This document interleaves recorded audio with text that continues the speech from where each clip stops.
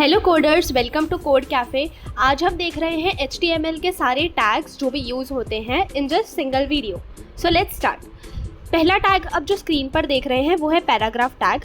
ये एक ऐसा टैग है HTML में जिसे अगर आप ओपनिंग और क्लोजिंग टैग के साथ अगर अपने वेब पेज पर लिखते हैं तो आपका जो पैराग्राफ है वो एक साइज़ में आपके वेब पेज पर आ जाता है। दूसरा है हेडिंग टैग।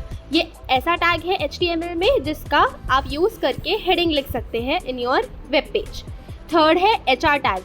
HR टैग वो टैग होता है जिसके लिए पहली बात तो किसी क्लोजिंग टैग की ज़रूरत नहीं होती, सिर्फ ओपनिंग टैग से हम इसका काम चला सकते हैं।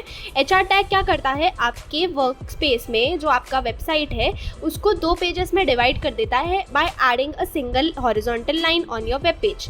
मतलब एक हॉरिजॉन्टल लाइन बन जाती है जिससे कि आपके पेज में 2 सेक्शन बन जाते हैं, उसे कहता है HR टैग। फिर है फोर्थ वाला BR टैग। BR टैग वो होता है जो आपके सेंटेंसेस के बीच में अगर आपने BR टैग लिखा तो आपका जो नेक्स्ट सेंटेंस है वो वहाँ से सेंटेंस ब्रेक हो जाएगा और नेक्स्ट लाइन में आ जाएगा। बेसिकली वो सेंटेंसेस को ब्रेक करने में काम आता है, उसे कहते हैं BR टैग। यहाँ पे ध्यान देने वाली बात ये है कि HR टैग और BR टैग दोनों के लिए सिर्फ ओपनिंग टैग ही काफ़ी है, उसके लिए क्लोजिंग टैग की ज़रूरत नहीं पड़ती है। Moving on to next one, fifth tag है हमारा बिग एंड स्मॉल टैग।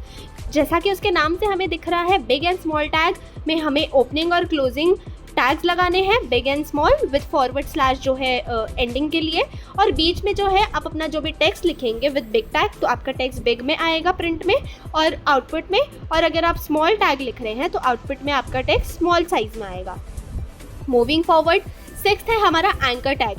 ये एक ऐसा टैग है जो आपके वेब पेज में लिंक ऐड करने के लिए यूज़ होता है। जैसे कि अगर मैं कोई वेबसाइट बना रही हूँ और मुझे वहाँ पर कोई लिंक ऐड करना है, मतलब मुझे अपने वेबसाइट से यूज़र को डायरेक्ट करना है कि मैं कोई आप इस लिंक पर क्लिक कीजिए, मैं आपको अगले पेज पर ले जाऊंगी, तो उसे कहते हैं एंकर टैग। एंकर टैग का यूज़ करके आप दूसरे लिंक को अपने वेब पेज पर लगा सकते हैं, तो उससे क्या होगा, यूज़र रीडायरेक्ट हो जाएगा अपने दूसरे पेज पर।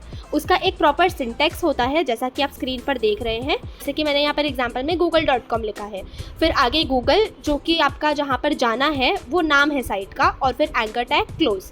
फिर 7th है हमारा सबस्क्रिप्ट एंड सुपरस्क्रिप्ट टैग। जैसा आप देख रहे हैं SUB, मैंने H2O जो लिखा है वो नॉर्मल टेक्स्ट में लिखा है। जब SUB सबस्क्रिप्ट को हम पूरा करेंगे और उसको आउटपुट में लेंगे तो जैसे हम H2O फॉर्मूला लिखते हैं ना, 2 नीचे आता है, वैसे आएगा।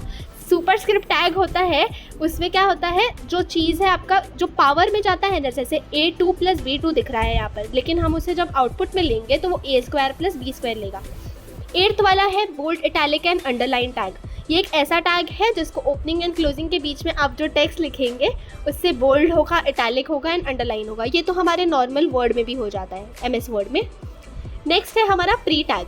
प्री टैग क्या होता है, अगर आप HTML में कोई टेक्स्ट लिख रहे हैं तो आउटपुट जब आप उसका लेंगे तो वो अगर कोई एक्स्ट्रा स्पेस होगा या बिना BR टैग के आप न्यू लाइन में जाएंगे तो वो उसे कंसिडर नहीं करेगा और उसको नॉर्मल स्पेस पे ला देगा।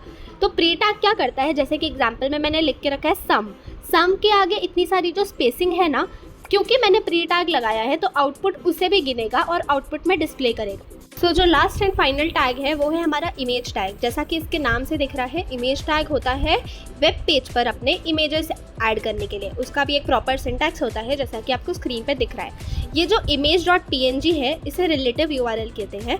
2 टाइप्स के URL होते हैं, रिलेटिव URL और डायरेक्ट URL। उसके ऊपर भी मैं एक वीडियो ज़रूर डालूंगी।